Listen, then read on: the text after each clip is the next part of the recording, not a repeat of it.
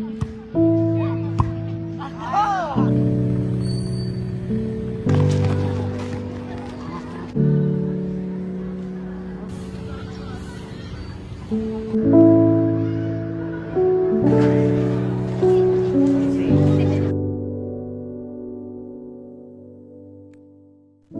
ba yan?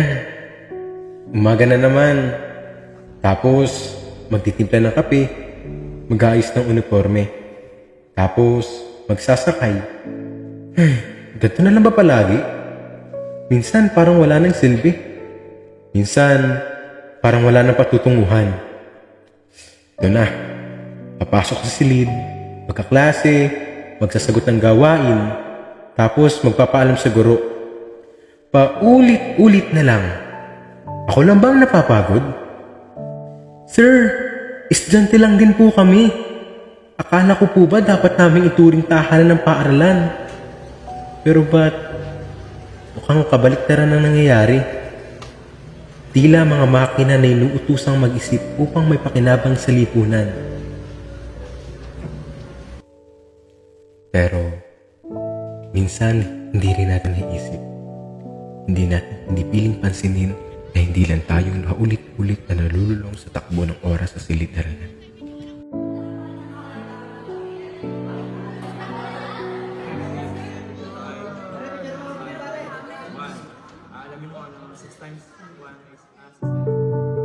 Nakamamangha ang mga guro, no?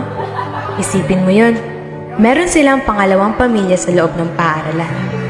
Kung nagmamasid ka kasi, makikita mo. Nung brigada, todo sila sa pagkukumpuni para lang may maayos tayong upuan. Nung uwian, sila pa ang nuhuling umuwi para siguraduhin na ang silid ay maayos at malinis. Kaya bukas, wala na tayong aabala. Tapos, kahit nasa bahay, sige lang sa paggawa ng leksyon, kahit oras na yon para sa kanilang mga pamilya. Kinakalingan nila tayong mga estudyante na parang sarili nilang mga anak. Kung alam nyo lang, kung napapansin nyo lang. Ano yun? Gutom ka na sa recess? Paano naman sila? Puyat ka na naman dahil sa mga assignment? Paano pa sila? Pagod ka sa mahabang araw sa school? Paano pa kaya sila? Parang normal na nga lang yan eh. Pero, sa kabila ng lahat ng yun, nagagawa pa rin nilang magpasaya ng klase. Magturo, magbiro, magpabibo. Sinong paborito kong guro? Marami. Pero may isang bukod tanging nakakuha ng atensyon ko. Good morning, everyone. Mabuhay, mahal talang. Good morning, sir. Magaling siya magturo, hindi siya katangkaran, pero ubod ng karisma. Tapos, tuwing kausap mo siya, para matagal ng kaibigan, palabiro, katropa, ka-vibes ng klase. Yung tipong matutuwa ka kapag siya nang nagsasalita sa harapan. Parang yung oras niya ay pahinga. Masaya, sobra.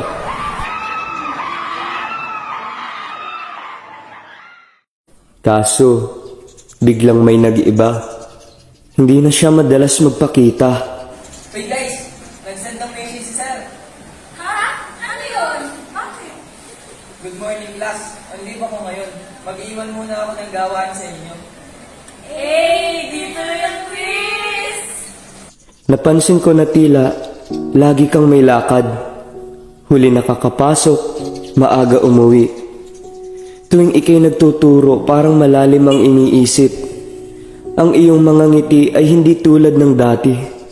Akala ko, hindi mo sadya noong iyong sinabi. Oo nga, pagod na ako. Anong nangyari? Natuklasan ko sa mga kuro-kuro, sa labi ng ibang mga guro, na may problema ka sa inyong tahanan? Hindi. Baka sila'y nagkakamali. Bakit hindi halata? Bakit hindi ko agad nakita?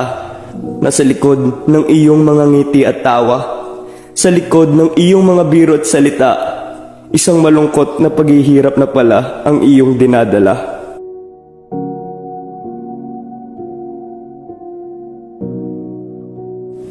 Araw-araw, pabigat ng pabigat ang nadarama. Kaya pa ba magtago sa likod ng iyong antipara? Sa lalim ng iyong mga mata na gusto nang sumara? Kaya nung ika'y aking nakita, Sir, kamusta po kayo? Ayos naman. Nakakamangha na ika'y nakangiti pa rin.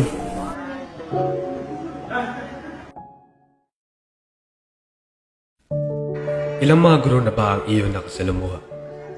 Ilang oras na ba sila nakasama?